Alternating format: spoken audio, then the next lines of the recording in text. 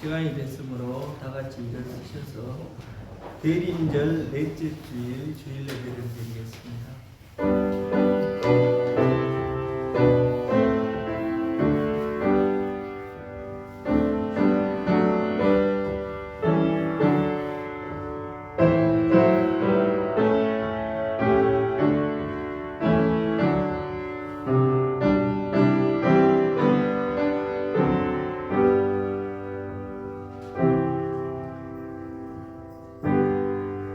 좋은 소식을 전하며 평화를 공포하며 복된 좋은 소식을 가져오며 구원을 공포하며 시온을 향하여 이르기를 내 하나님이 통치하신다 하는 자의 산을 넘는 발이 어찌 그리 아름다운가. 내 파수꾼들의 소리로다. 그들이 소리를 높여 일제히 노래하니 이는 여호와께서 시온으로 돌아오실 때 그들의 눈이 마주 보리로다. 한 해 동안 저희들에게 주신 주님의 사랑과 은혜에 감사드립니다. 마지막 달을 보내면서 저희들의 모습을 돌아봅니다. 이런저런 핑계를 대면서 주님의 일을 하지 않았음도 고백합니다. 용서하여 주시고 자비로 저희를 붙드셔서 대림절 기간 동안 정결한 마음으로 주님을 맞이하게 하옵소서. 감사드리며 예수님 이름으로 기도합니다. 아멘. 네. 사도신경으로 신앙 고백하겠습니다. 나는 전능하신 아버지 하나님 천지의 창조주를 믿습니다. 나는 그의 유일하신 아들 우리 주 예수 그리스도를 믿습니다. 그는 성령으로 잉태되어 동정녀 마리아에게서 나시고 본디오 빌라도에게 고난을 받아 십자가에 못 박혀 죽으시고 장사된 지 사흘 만에 죽은 자 가운데서 다시 살아나셨으며 하늘에 오르시어 전능하신 아버지 하나님 우편에 앉아 계시다가 거기로부터 살아있는 자와 죽은 자를 심판하러 오십니다. 나는 성령을 믿으며 거룩한 공교회와 성도의 교제와 죄를 용서받는 것과 몸의 부활과 영생을 믿습니다. 아멘. 경배 찬양 39장 함께 해주시겠습니다.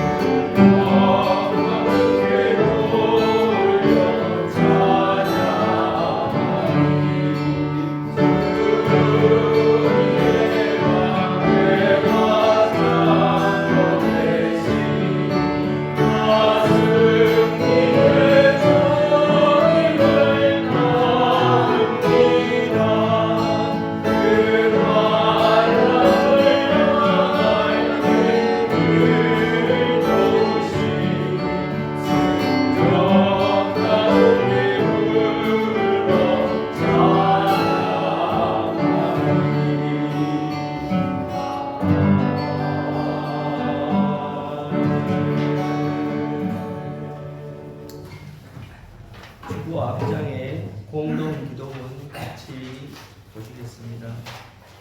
사랑의 하나님, 우리의 하늘과 지나가는 길목에서 고통과 슬픔 중에도 기쁨과 한이 중에도 매 순간 우리와 함께 하신 임마누엘 주님을 기억합니다. 이제 성탄을 눈앞에 두고 또 한 번 우리의 마음을 정결케 하소서. 주님이 오실 자리를 우리의 영광으로 돌이키지 않게 하시고 세상의 소음으로 가리지 않게 하소서. 겸손한 그 위에 오신 주님처럼 우리의 마음도 낮아지게 하소서. 분열과 혐오의 한숨 속에도 성탄의 빛이 스며들게 하소서. 이 땅의 전쟁이 그치고 북한의 겨울의 온기가 닿고 고통받는 자에게 구원의 문이 열리게 하소서. 주님에 대한 기다림이 믿음이 되고 사랑이 되게 하소서. 예수 그리스도의 이름으로 기도드립니다. 아멘. 하나님께서 주신 말씀은 미가 5장 2절 말씀과 누가복음 2장 1절에서 7절 말씀입니다.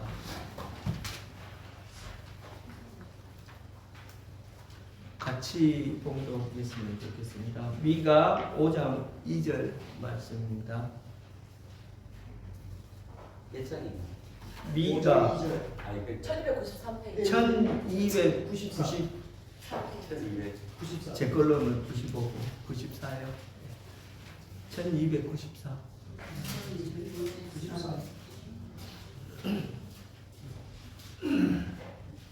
미가 5장 2절 말씀입니다.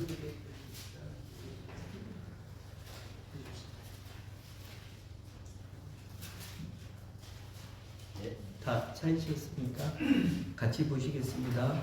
베들레헴 유다야, 너는 유다 족속 중에 작을지라도 이스라엘을 다스릴 자가 내게서 내게로 나올 것이라. 그의 근본은 상고의 영원히 있느니라.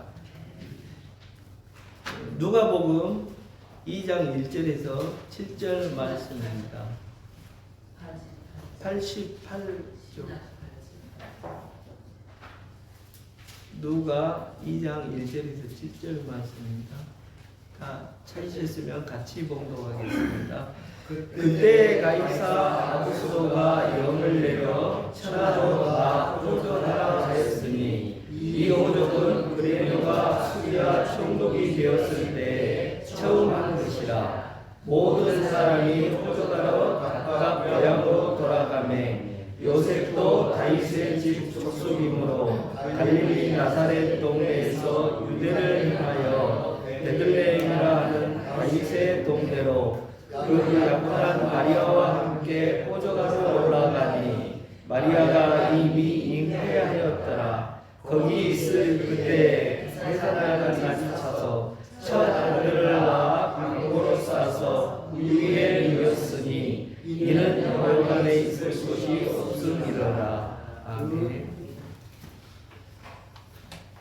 예배를 위해서 김현숙 집사님께서 대표 기도해 주시겠습니다.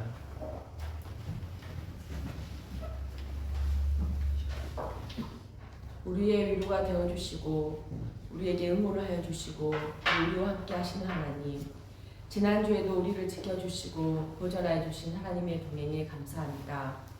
하나님, 우리가 생활하면서 나의 마음의 불편을 우선하여 남들에게 인색하게 굴고 뒷담한 것을 용서해 주세요. 하나님, 우리가 좀 더 너그러운 마음으로 사람들을 바라보게 하시고 맡은 바 자리에서 최선을 다하면서 보람을 느끼는 삶을 살게 해주세요. 하나님, 몸이 상하면서까지 일할 수밖에 없는 우리의 형편을 살펴주세요. 우리의 체력이 너무 소진되지 않고 건강을 해치지 않는 정도의 일들을 할 수 있게 해주세요. 하나님, 버거운 삶의 많은 부분들로 인해 매일매일 새로 일어나는 근심과 걱정으로 스트레스가 너무 심합니다. 스트레스를 이길 수 있게 단단하게도 하고 유연하게도 한 마음을 가지게 해주세요. 하나님, 삶의 기본 베이스는 외로움과 고독, 쓸쓸함이라고 생각합니다. 그러는 가운데 간간히 행운이 생기고 웃을 일이 생기는 것 같습니다. 하나님, 우리 삶의 밥에 홍같은 기쁨들을 우리가 발견하고 소소하게 웃으면서 살도록 좋은 일이 자꾸자꾸 일어나도록 함께 해주세요. 우리에게 그것들을 찾는 기발한 아이디어와 긍정적인 마음들을 주세요. 오늘을 살며 즐길 수 있는 즐거운 마음을 주세요. 하나님, 우리 대한민국이 세계에서 아주 중요한 자리를 잡아가고 있습니다. 대한민국이 세계의 평화와 정의를 세운 일에 보탬이 되게 해주세요. 대한민국이 12.3 개헌을 이겨내고 이렇게 1년을 지나왔습니다. 하나님, 정의가 바르게 세워지는 사법이 행사되게 해주세요. 사사롭게 법을 집행할 일이 없도록 정의가 바로 세워진 나라가 되게 해주세요. 주의들을 비롯한 영장 기각하는 판사와 계엄 재판을 웃기게 하고 있는 지기현 판사를 정의로 심판하여 주시고, 윤석열과 김건희가 정의로 재판을 받아 저지른 죄에 합당한 처벌을 받고, 계엄을 도왔다는 자들 또한 거기에 합당한 처벌을 받아서 대한민국에 하나님의 정의가 바로 세워지게 해주세요. 우리 한교회가 이웃과 함께하고 주의 사랑으로 서로가 위로가 되는 교회가 되게 해주세요. 2026년에는 더욱 한교회 성도님들의 삶이 건강하고 행복하도록 축복하여 주세요. 이 모든 말씀 예수님 이름으로 기도합니다. 아멘.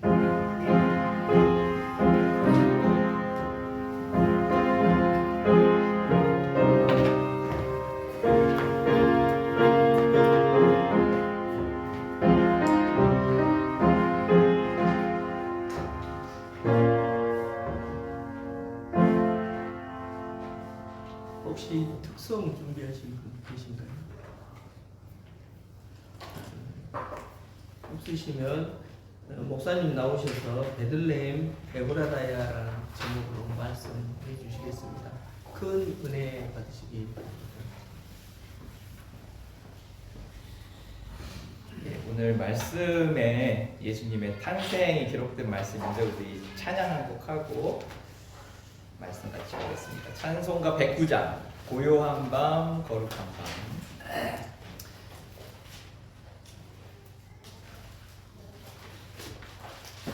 우리 주님의 탄생을 한번 상상해 보면서 찬양하겠습니다.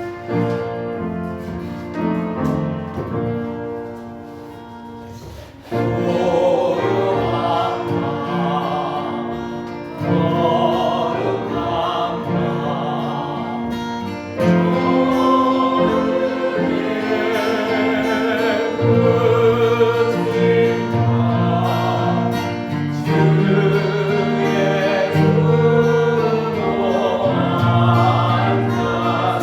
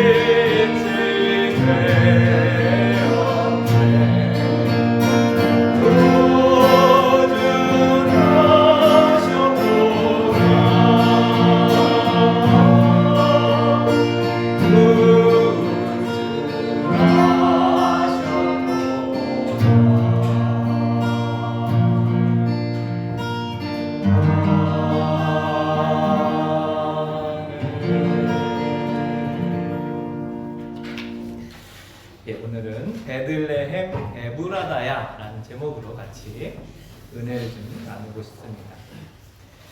그 나태주 시인의 풀꽃이라는 시를 우리 한국 사람들이 참 사랑하는데요. 여러분 너무 잘 아는 시죠. 자세히 보아야 예쁘다. 오래 보아야 사랑스럽다. 너도 그렇다. 되게 짧지만 이게 풀꽃 연작시가 1, 2, 3 있는데 다 이렇게 좀 감동을 주는 시예요. 자세히 보아야 예쁘다. 오래 보아야 사랑스럽다. 너도 그렇다. 우리 기장 총회교육원에서 대림절 묵상 영상을 요즘 매일 올려주고 있습니다. 우리 교회도 지난주부터 제가 새벽 묵상 문자에 함께 보내드리고 있는데 지난주 수요일 12월 17일 수요일 그 대림절 묵상 제목이 예수님의 시선이라는 제목이었어요. 해설자가 이 나태주 시인의 풀꽃이라는 시를 읽어주면서 예수님께서 우리를 이렇게 바라보신다는 거예요.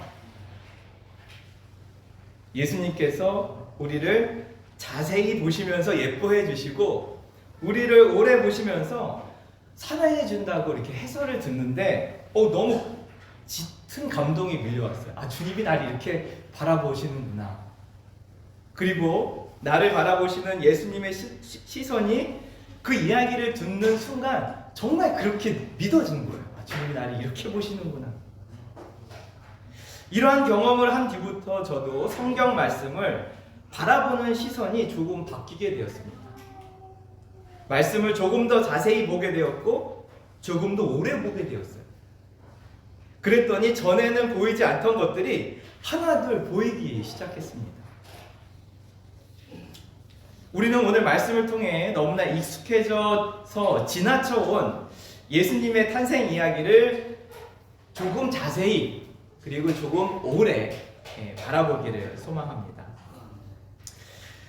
오늘 미가서 5장 2절 말씀에 메시아가 베들레헴에서 태어날 것을 700년 전에 예언을 했어요. 그 첫 구절이 바로 오늘 설교의 제목입니다. 베들레헴 에브라다야. 베들레헴은 우리가 잘 알고 있는 이름이에요.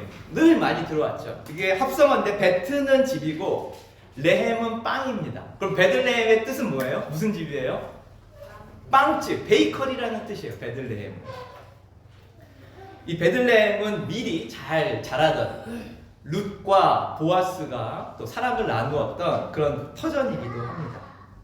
그렇다면 에브라다는 무슨 의미일까요? 베들레헴 에브라다야 이렇게 부르는데 베들레헴은 빵집이라는 지명의 이름이고 에브라다는 무슨 의미일까요?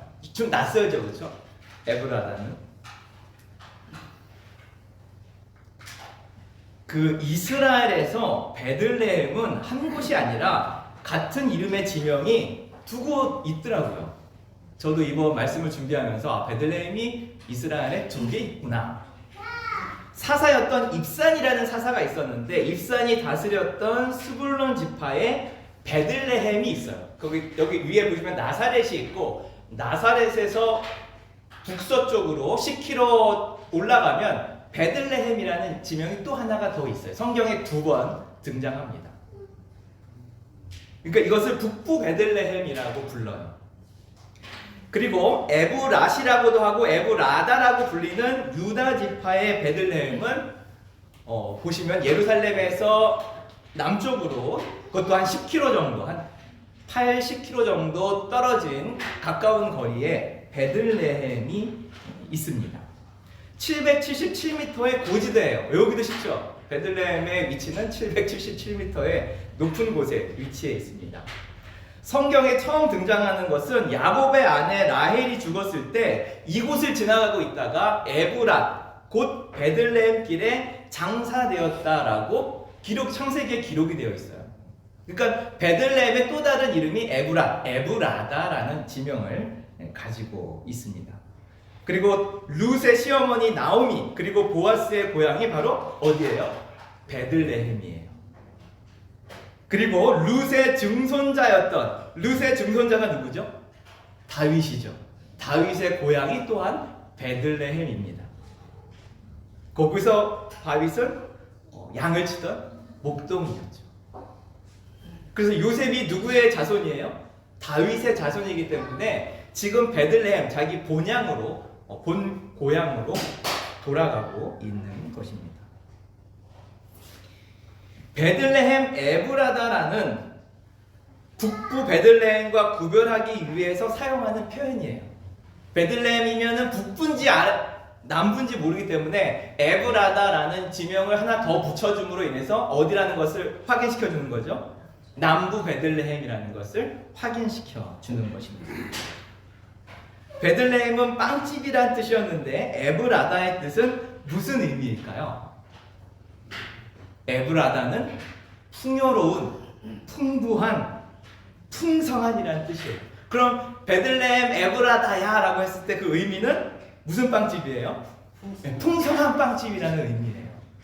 이름이 기가 막히죠.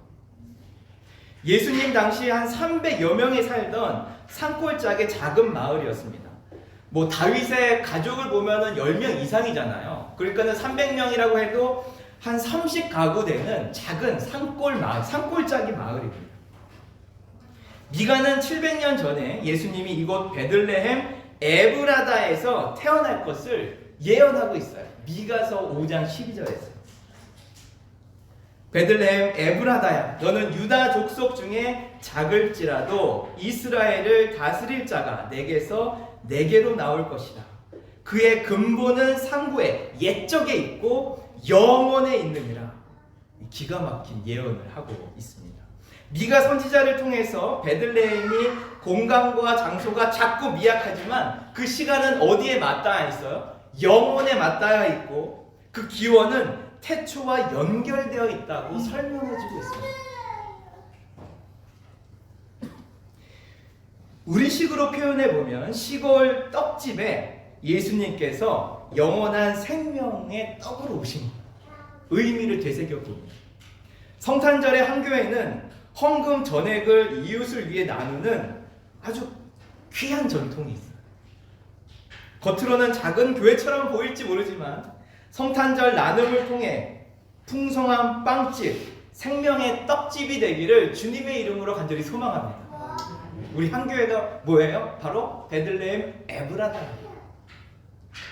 사람들이 겉보기에는 작아 보이지만 그곳에 주님이 임하면 풍성한 빵집이 되는 것입니다. 성도님의 소중한 헌금이 생명의 떡으로 오신 예수님의 사랑을 우리의 이웃들에게 흘려보내는 일을 하는 것이 바로 베들레헴 에브라다의 의미입니다. 누가복음으로 와서 2장 1절에 보면 그때 가이사 아구스도가 영을 내려 천하로 다 호적하라 하였으니 3절에 가서 보면 모든 사람이 호적하러 어디로 가죠? 다 자기 본향, 고향으로 돌아간다고 성경은 이야기하고 있습니다. 가이사 아구스토는 로마의 초대 황제로 그 유명한 옥타비아누스예요. 옥타비아누스. 아구스토라는 말은 존엄한 자를 뜻하는 말로 로마 원로원이 옥타비아누스에게 준 말이에요. 아구스토, 당신은 존귀한 자입니다. 그리고 여기에서 영어 8월이 어거스트잖아요. 여기서 기원이 돼요. 옥타비아누스가 받은 어거스트에서 8월이라는 말이 이렇게 파생되어 나옵니다. 그만큼 그의 영향력이 큰 거죠. 그는 강한 군사력과 행정력을 바탕으로 지중해 세계에 200년간의 평화를 가져온 위대한 통치자로 역사 속에 남아있어요. 그런 그가 식민지의 철저한 세금 징수를 위해서 인구조사를 실시합니다. 인구수뿐만이 아니라 토지, 가축, 종의 수 등 모든 재산을 파악해요. 뭐 하기 위해서? 세금을 더 많이 징수하기 위해서. 이를 바탕으로 로마에 바쳐야 할 세금의 양이 정해지게 되었습니다. 일반 식민지에서는 현지 거주지에서 등록하기만 됐는데 이 유다는 전통적으로 자신의 고향에 가서 전통에 따라 가문별로 조상의 땅에 가서 신고하도록 이렇게 좀 복잡한 절차가 유대인들에게는 내려졌어요.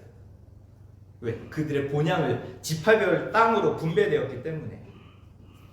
유대인의 입장에서 보면 로마의 갑질 중에 갑질이었던 것이죠.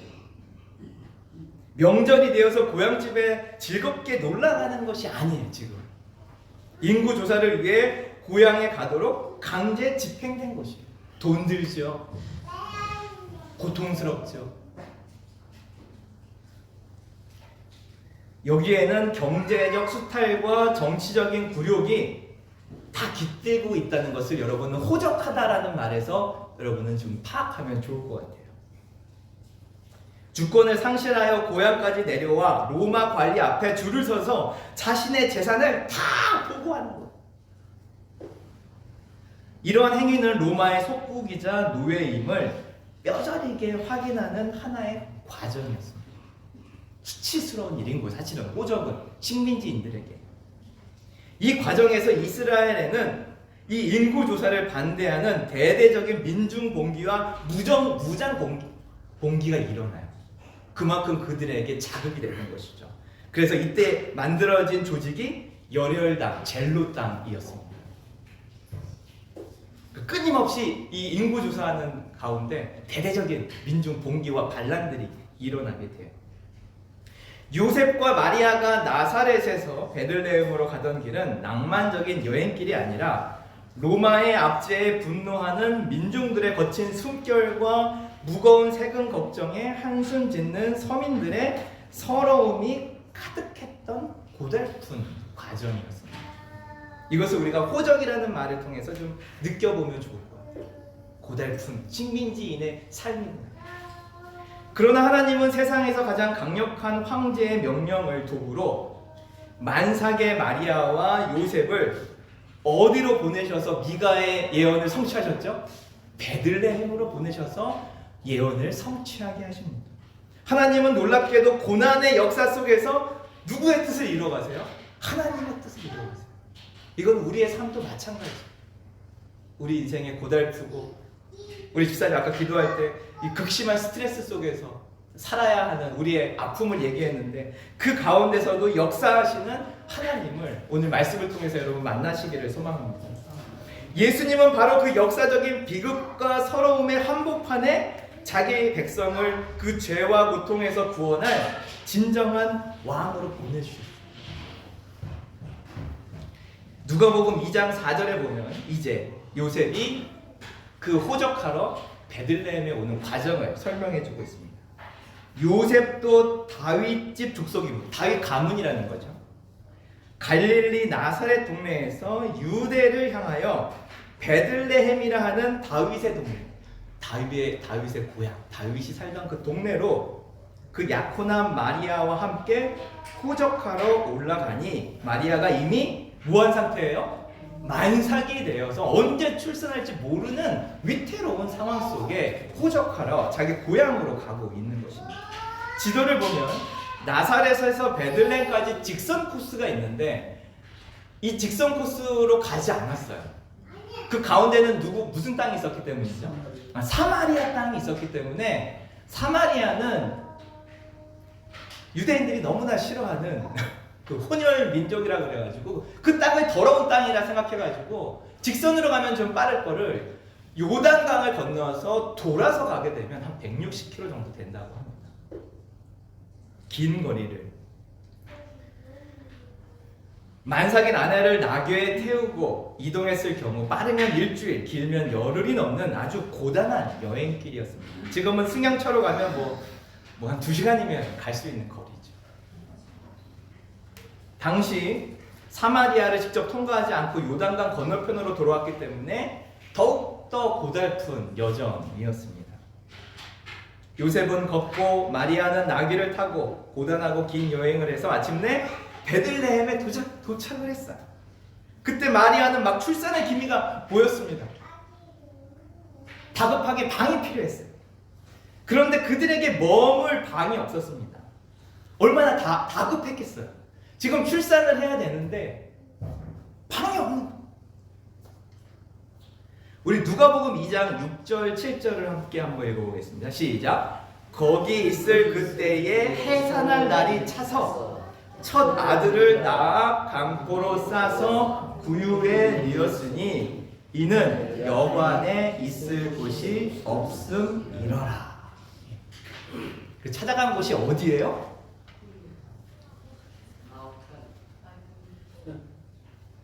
7절에 보면 여관에 있을 곳이 없다라고 나와요. 여관에 있을 곳이 없다. 근데 헬라어로 보면 카탈루나라는 단어를 사용하고 있습니다. 카탈루나. 당시 베들레헴은 300여 명이 사는 작은 산골 마을이에요. 한 30여 가구가 사는 그런 곳에 여관이 있을까요? 여러분 작은 시골 마을에 집 한 30가구가 있는데 여관이 있어요? 베들레헴은 관광지가 아니에요. 아주 산골이에요. 산골 777m예요. 여관이 있을 턱이 없죠. 여관이 있어봤자 한 채?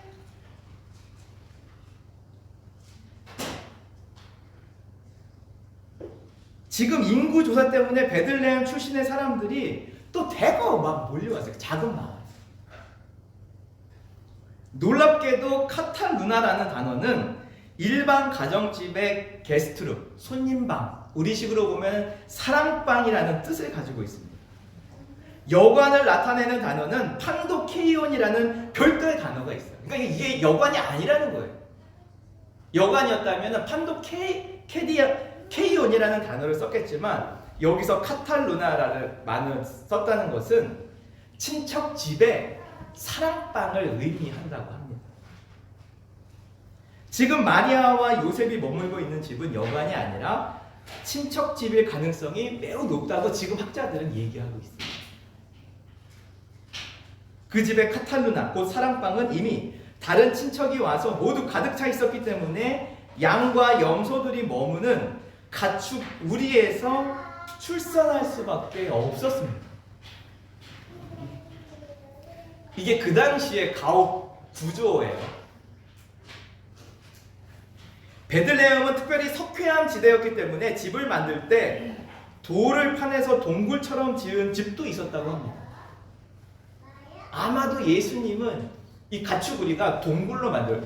그 이스라엘 가서 이렇게 돌을 이렇게 긁어보면 손톱으로 파여요. 뭐로 되어 있기 때문에? 석회질로 되어 있기 때문에. 그걸 파가지고 집을 만드는 거죠.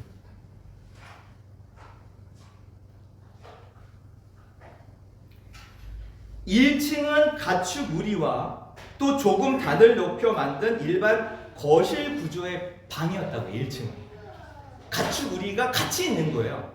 아프리카처럼. 그리고 2층은 손님들이 머무는 게스트룸, 사랑방으로 되어 있었다고 합니다.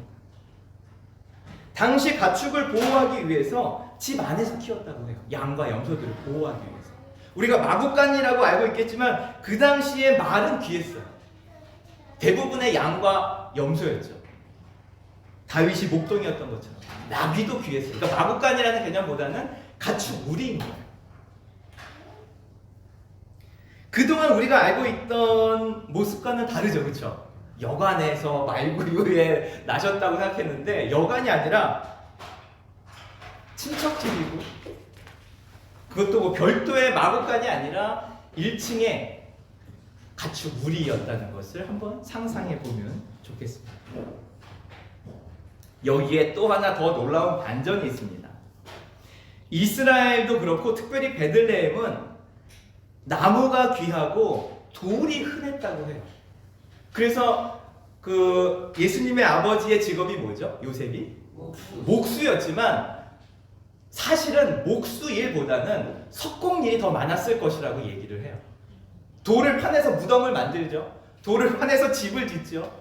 그래서 목수 겸 목공의 그 석공의 일을 했다고 합니다. 그렇다면 예수님, 아기 예수님이 누우셨던 이 가축 구유는 무엇으로 만들어졌을까요? 첫 번째, 나무. 두 번째, 돌. 세 번째, 플라스틱. 뭐였을까요? 돌이었을 확률이 80~90%라고 합니다. 그냥 석회질로 만든 동굴집이라고 본다면 거기에서 그냥 깎아가지고 마의 구유통을 만드는 거죠. 나무가 귀했기 때문에. 아마도 아기 예수님이 누우셨던 구유는 나무가 아니라 돌이었을 확률이 굉장히 높다고 해요. 고고학자들에 의하면. 돌 구유에 누이신 아기 예수님을 한번 상상해 보십시오. 그 돌의 차가움 위에 바로 하나님의 따뜻한 숨결이 내려앉아 있었습니다. 저는 오늘 말씀을 묵상하고 준비하면서 이것은 하나님의 철저한 계획이고 의도라는 생각이 들었어요. 철저하게 낮고 낮은 곳에 예수님을 보내신 거예요. 의도적으로. 세상에서 가장 작은 나라 이스라엘, 그것도 지금은 누구의 식민지를 받고 있는 때예요? 로마의 식민지를 받고 있던 때예요. 가난하고 고통받던 시대였습니다. 요셉과 마리아도 정말 평범하기 그지없는 가난한 목수이고 석공이었어요. 그냥 가난한 가정이에요. 식민지의 경제와 정치적 수탈을 목적으로 지금 인구 조사차 강제적으로 고향으로 가고 있어요. 서러움의 여행길이에요. 고향도 777m의 고지대 두메 산골의 작은 마을 베들레헴입니다. 고향에 도착하자마자 친척집을 전전하며 출산을 준비해서 겨우 마련한 곳이 가축 우리예요.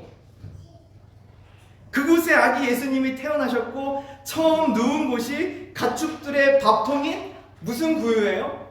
돌구유예요. 어찌 이럴 수가 있을까? 아기 예수님에게는 정말 자랑할 만한 것이 아무것도 없어요. 온 세상을 구원하실 구주로 이 땅에 오셨다면 당시 제국을 호령하던 로마 황제의 아들로 태어나 금침대에 누우시는 것이 맞지 않을까요? 주님은 2층의 카탈루마 사랑방이 아니라 가축의 숨소리가 들리고 삶의 먼지가 일어나는 1층의 가축 우리로 오셨어요. 우리 주님은 고상한 종교 생활 속으로 오시는 분이 아니라 우리의 지저분하고 아픈 일상 고난의 한복판으로 돌아오는 것을 의미합니다. 저는 기도하던 중에 예수님이 우리에게 더 가까이 오시기 위해 모든 문턱을 낮추셨다는 생각이 들었어요. 주님은 접근성을 용이하게 만들어주셨어요. 나라, 지역, 가문, 부모 모든 것을 낮추어 주셨습니다.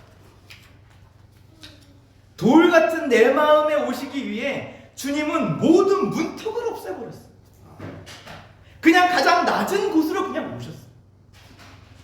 주님은 우리에게 더 가까이 오시기 위해 모든 좋은 것을 다 마다하셨습니다. 주님은 우리에게 오시기에 아무런 꺼리낌이 없게 오셨어요. 지금 이 순간 모든 문턱과 차별을 없애시고 돌같이 굳어있고 차가워진 우리 마음에 찾아오시는 주님을 맞이하는 성탄이 되기를 주님의 이름으로 간절히 소망합니다. 아멘. 예수님, 돌처럼 차갑고 굳어있는 제 마음에 어서 오세요 라고 주님을 맞이하셨으면 좋겠습니다. 우리 이 시간 조용히 묵상으로 한번 1, 2분 기도했으면 좋겠습니다. 예수님은 우리에게 더 가까이 오시기 위해 모든 문턱을 낮추셨어요. 내가 이웃이나 가족에게 다가가기 위해 먼저 낮추어야 할 나의 자존심이나 마음의 문턱이 있다면 이 시간 주님께 내려놓았으면 좋겠어요. 주님도 다 없애버린 문턱을 내가 막 높이 쌓아놓고 있진 않나. 주님 그 문턱을 다 없애주세요. 또 현재 내 삶에서 가장 낮고 초라하다고 느껴지는 돌구유 같은 자리는 어디인가? 예수님은 놀랍게도 바로 그곳에 와 계십니다. 그곳에서 주님을 만나 여러분의 아픔과 고통을 어루만져 주세요. 그 주님, 여러분의 돌구유 같은 고통의 자리, 초라한 자리에 와 계시는 주님을 만나서 이 시간 여러분의 고통을, 아픔을 잠깐 아뢰어 드리면 좋겠습니다. 잠깐 묵상으로 기도하며 나가겠습니다. 내 자존심의 문턱을 주님 낮춰주세요.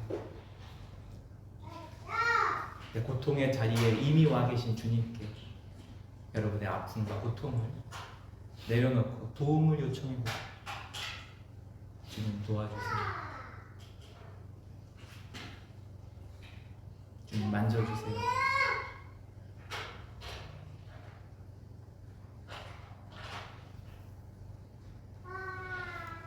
돌같은 내 마음에 와 계신 주님을 이 시간 맞이합니다.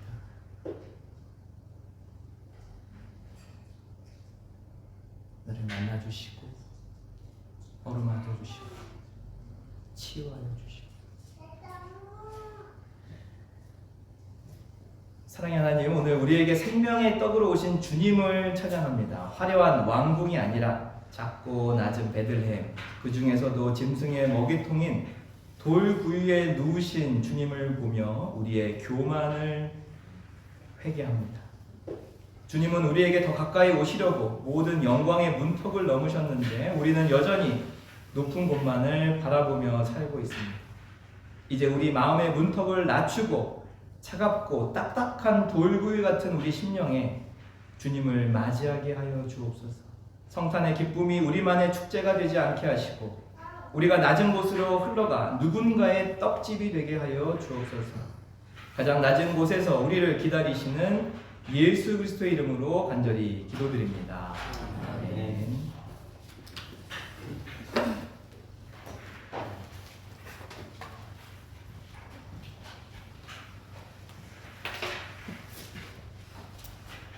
가장 낮은 곳으로 오신 예수님의 삶을 돌아보는 시간 갖기를 원합니다. 그리고 저희도 그런 삶을 살 수 있기를 소망합니다. 104장 보시면서 준비하신 예물 드리겠습니다.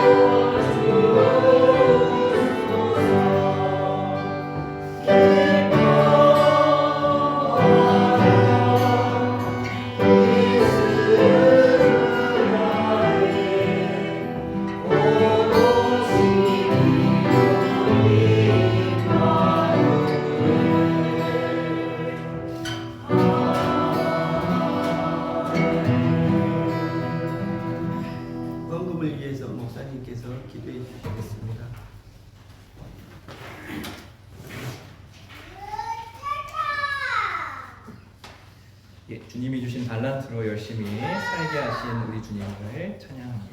장학헌금, 차량헌금, 주정헌금 11조, 감사헌금 드리셨습니다. 함께 기도하겠습니다. 풍성한 은혜의 주님, 베들레헴 에브라다의 이름처럼 우리 교회를 풍성한 생명의 떡집으로 불러주시니 감사합니다. 오늘 우리가 정성을 다해 드리는 이 예물은 단순한 물질이 아니라 우리에게 생명을 주신 주님께 드리는 우리의 사랑과 고백입니다. 오늘 드려진 이 헌금이 우리 이웃들의 눈물을 닦아주고 배고픈 이들에게 생명의 양식이 되기를 소망합니다. 이 물질이 쓰이는 곳마다 로마의 압제와 같은 서러움이 물러가고 하나님 나라의 평화와 위로가 임하게 하옵소서. 드린 손길마다 하늘의 신령한 복과 땅의 기름진 복으로 채워 주옵소서. 우리 구주 예수님의 이름으로 간절히 기도드립니다. 아멘.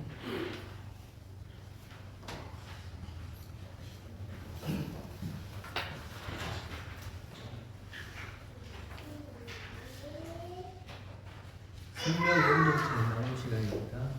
오늘은 대림절 넷째 주일입니다. 다음 주는 예결산위원회 공동의회가 있습니다. 오늘 식사 후에 예결산위원회로 모입니다. 그 위원회 당회원, 재정부원, 부서장, 기관장, 지금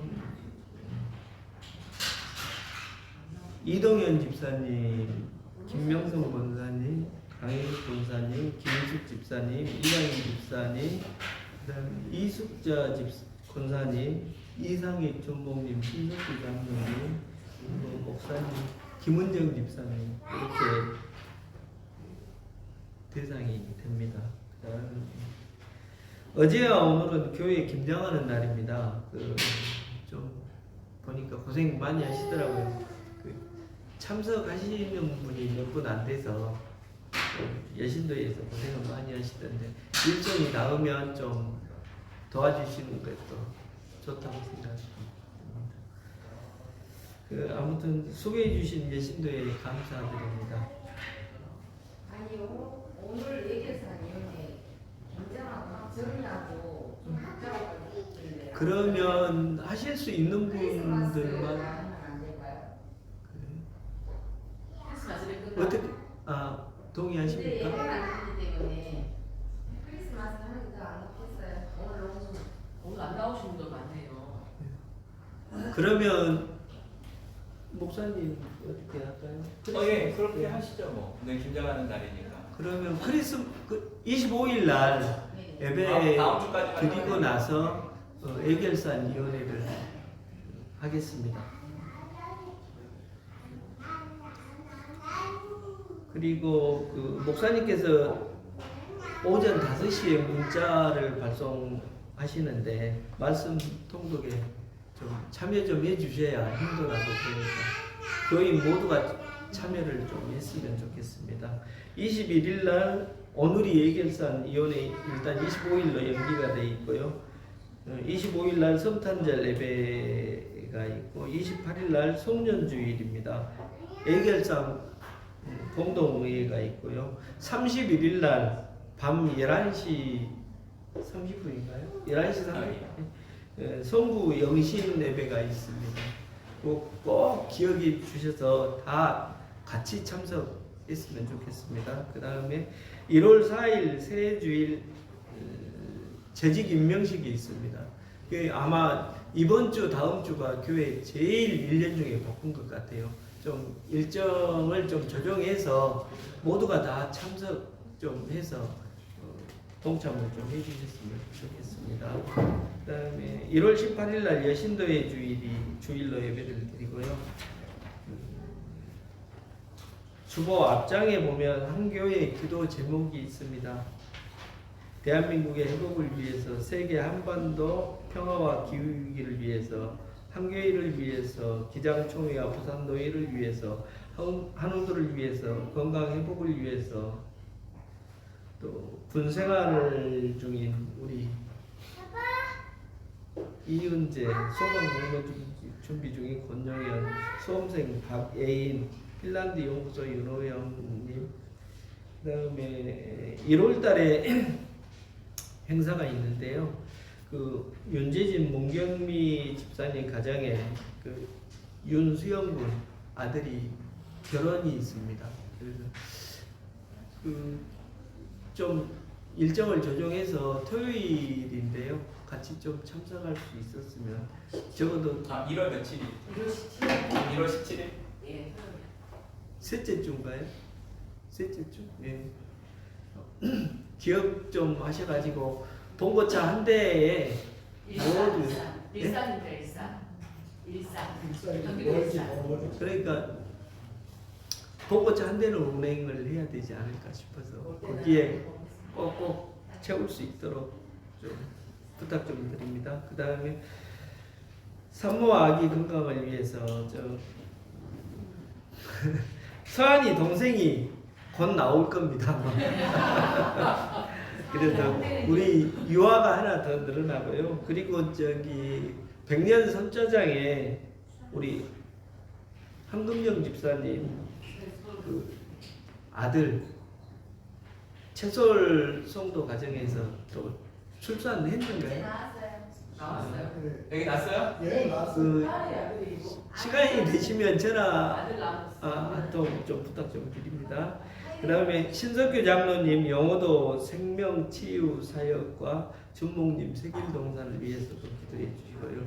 교우들의 사업장과 직장 위에 기도를 좀 해주시고 무엇보다도 겨울이 되니까 좀 제 주위에 심장마비로 세상 떠나신 분들이 몇 분이나 있어요. 최근에.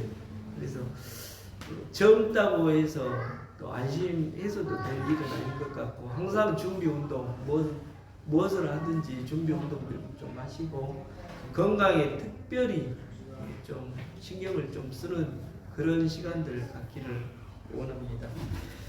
그 다음에 혹시 제가 카메라를 오늘 들고 왔는데요. 그 식사하시고 시간이 되신 분은 제가 사진을 한 장 찍어드리겠습니다. 이전에 그때 강주 갔을 때 그때 제가 휴대폰으로 하나 어떻게 찍었던 그 사진이 있는데 그거를 뒤에 한번 올려드릴게요. 모델을 그런 식으로 해서 찍고 싶습니다. 우리 목사님하고 사모님이 정말 활짝 웃고 있는 모습 그 사진이 있었어요.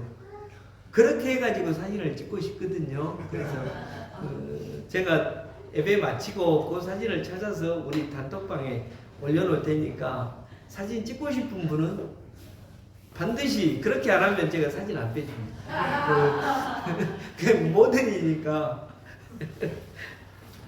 그렇게 좀 했으면 좋겠습니다. 그리고 다 같이 일어서셔서 126장 천사 찬송하기를 부르신 후 목사님 축복 기도로 예배를 마치겠습니다. 오